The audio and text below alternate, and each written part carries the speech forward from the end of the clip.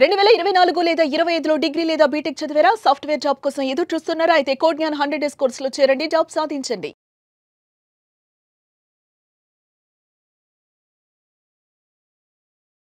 Welcome to Suman TV. నేను మీ Suman TV Nag. 498A ఇవాళ గత తరతరాలుగా వీటికి సంబంధించినటువంటి వాటిలో అంటే ఈ కేసెస్ కనుక మనం చూస్తే మార్పులు చేర్పులతో పాటు తీరు తెన్ను కూడా మారుతూ వస్తూ ఉంది. రీసెంట్గా కొన్ని కేసెస్ కనుక మనం చూస్తే అది ఇంతకింతకి దిగజారిపోతుందా అనుకునేటువంటి ఆలోచన అయితే మనకు రాకమనదు. భార్యాభర్తలు ఎప్పుడైతే గొడవ పడతారో గొడవ పడిన తర్వాత భార్య కోపం వచ్చి అగ్రెసివ్గా ఇంట్లో ఉండేటువంటి వాళ్ళ మీద కేసులు పెట్టడం మొదలు పెడుతున్నారు. దీని పరిణామం ఏ మేరకు ఉండేటువంటి అవకాశం ఉంది, కోర్టులలో కనుక మనం చూసుకుంటే అసలు ఏ విధంగా ఉంది అనేది ఈరోజు మనతో పాటు ప్రముఖ అడ్వకేట్ శశికాంత్ గారు ఉన్నారు. వారి మాటలను తెలుసుకుందాం. Hello sir. నమస్తే. 498A ఇది ఎవర్ గ్రీన్ ట్రెండింగ్ టాపిక్. దీని గురించి మనం ప్రత్యేకించి కూడా ఇది చేయాల్సినటువంటి అవసరం లేదు. భార్యాభర్తలకు సంబంధించినటువంటి గొడవలు అంటేనే ఒక రకమైనటువంటి ఇది మన ఇళ్లలోనే జరిగిందేమో అనుకున్నంత క్యూరియాసిటీతో కూడుకొని మరీ చూస్తుంటారు. అయితే భార్యకి కోపం వచ్చి భర్త సైడ్ ఉండేటువంటి పేరెంట్స్ మీద ఎవరైనా ఉంటే అంటే తోడికోడల మీద, దానితో పాటు ఇంట్లో భర్తకు సంబంధించినటువంటి చెల్లెలు కానీ అక్క కానీ ఉంటే ఆడపడుచుల మీద కూడా భార్యలు కొంతమంది కేసు వేసిస్తున్నారు. అంటే వీడు జీవితంలో మళ్ళీ బయటికి రాకూడదు అనుకునేటువంటి ఇది ఎంతవరకు కరెక్ట్? కోర్టులు వీటిని సమర్థిస్తాయా? అండ్ దీని నుంచి బయటపడాలి అని అంటే లీగల్గా రెమెడీస్ ఏమైనా ఉన్నాయా? 498A అది ఐపీసీ అండి. అది ఇప్పుడు ఏమైంది? బిఎన్ఎస్ కింద సెక్షన్ 85 అయింది. ఓకే, ఏమంటుందంటే 498 ఏమంటుందంటే బేసికలీ క్రూయాలిటీ అంటే ఏంటి?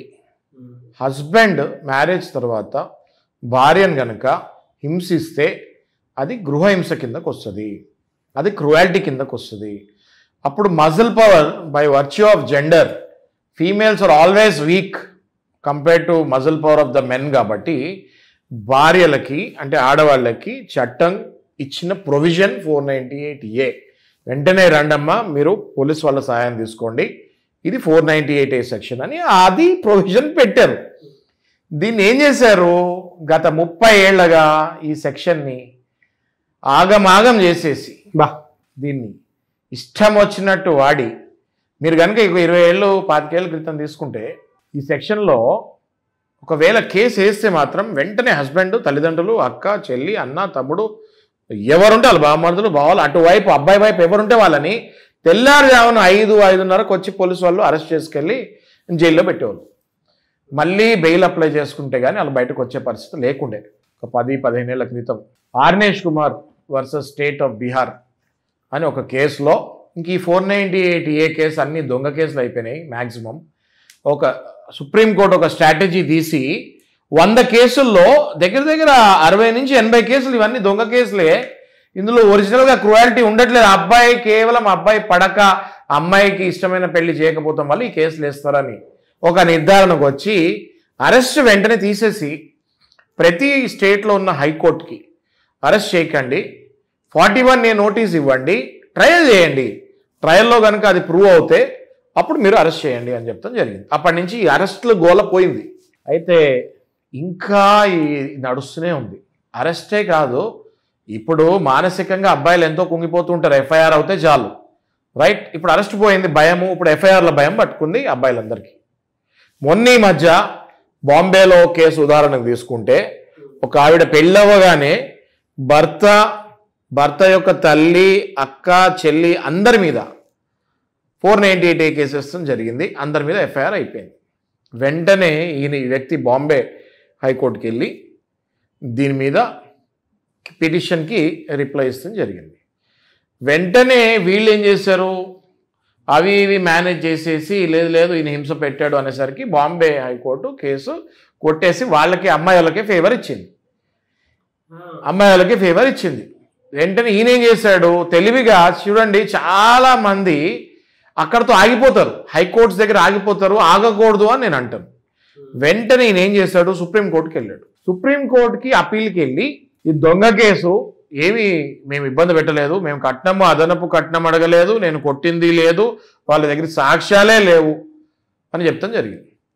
సుప్రీంకోర్టులో అవతల వైపు అడ్వకేట్ సాక్ష్యాలు చూపించలేకపోయాడు. అప్పుడు సుప్రీంకోర్టులో జడ్జి గారు ఏం చెప్పారంటే, చూడండి, దేశం మొత్తం 498Aని ఆగమాగం చేస్తే మేము అరెస్ట్ అన్నది తీసాం, ఇప్పుడు మీరు అరెస్ట్ పోయింది, ఈ కేసును కూడా చాలా చీప్గా చేసేస్తారు. ఎఫ్ఐఆర్లు ఇష్టం వచ్చినట్టు ఫ్యామిలీ మెంబర్ల పేర్ల మీద వేస్తున్నారు.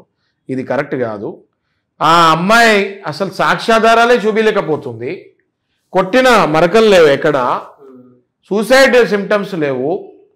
ఏం క్రూయాలిటీ చేసినట్టు హస్బెండ్. భార్యాభర్త అన్న తర్వాత ఒక మాట అనుకుంటాం సహజము. ఎవరైనా ఒక మాట అనుకోకుండా 30 ఏళ్ళు 40 ఏళ్ళు కాపురం చేశారంటే అది ఉత్తిమాట. అది ఓకే, మాట అనుకుంటాం సహజము. కేవలం ఒక మాట భర్త అంటం వల్ల ఈ ప్రొవిజన్ ఉంది కదా అని అందరు ఈ కేసులు వేసేస్తున్నారు. దయచేసి ఇలాంటివి ఇక మీదట చేయొద్దు అని ఆ కేసుని కొట్టేస్తాం జరిగింది. మీరు లోవర్ కోర్ట్స్ హైకోర్ట్స్తోనే ఆగిపోయి ఇంకా నాకు ఇక్కడితో అయిపోయింది, ఇంకా నాకు జడ్జిమెంట్ వచ్చేసింది అనుకుంటే కరెక్ట్ కాదు. అప్పుడప్పుడు మీ దగ్గర కనుక తగిన సాక్ష్యాధారాలు ఉండే, మీకు ధైర్యం ఉంటే, సుప్రీంకోర్టు పెట్టిందే అందుకు. ప్రతి కోర్టుకి ఒక అపీల్ కోర్టు ఉంటుంది. అంటే లోవర్ కోర్టు అపీల్కి వెళ్ళాలంటే హైకోర్టుకి వెళ్ళాలి. హైకోర్టులో కూడా మీకు న్యాయం జరగలేదని మీరు భావిస్తే ఖచ్చితంగా మీరు next appellate court of our country supreme court ఉంది, సుప్రీంకోర్టుకి వెళ్ళి మరి మీరు మీ న్యాయం తెచ్చుకోవచ్చు. ఇప్పుడు మా దగ్గరికి కొన్ని కేసెస్ వస్తాయండి, పెద్ద పెద్ద సెలబ్రిటీ కేసెస్ ఉంటాయి, పెద్ద పెద్ద విఐపీ కేసులు ఉంటాయి. వాళ్ళు ఎక్కడ హైకోర్టు దగ్గర వదలరే కేసులు. మళ్ళీ వాళ్ళు అక్కడి నుంచి నెక్స్ట్ సుప్రీంకోర్టుకి వెళ్ళి అందులో న్యాయం ఉంది అనుకుంటే సుప్రీంకోర్టు వెళ్ళి గెలిచిన కేసులు కూడా వాళ్ళు సహజంగా చూస్తూ ఉంటారు. మీరు అవి క్లియర్ చేస్తూ ఉంటారు. మా టీం ఉంటుందండి సుప్రీంకోర్టులో, ఢిల్లీలో మనకు టీం ఉంది.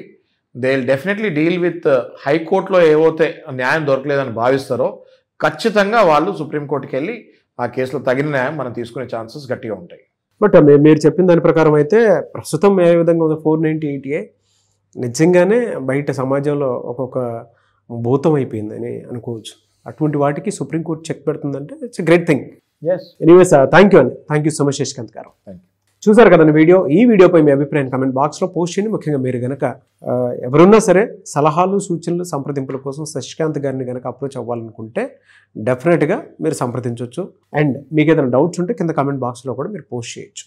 ఈ వీడియో లైక్ చేయండి, షేర్ మాత్రం తప్పకుండా చేయండి. ఇలాంటి మరిన్ని వీడియోస్ కోసం మా ఛానల్ ఫాలో అవ్వండి. Thank you.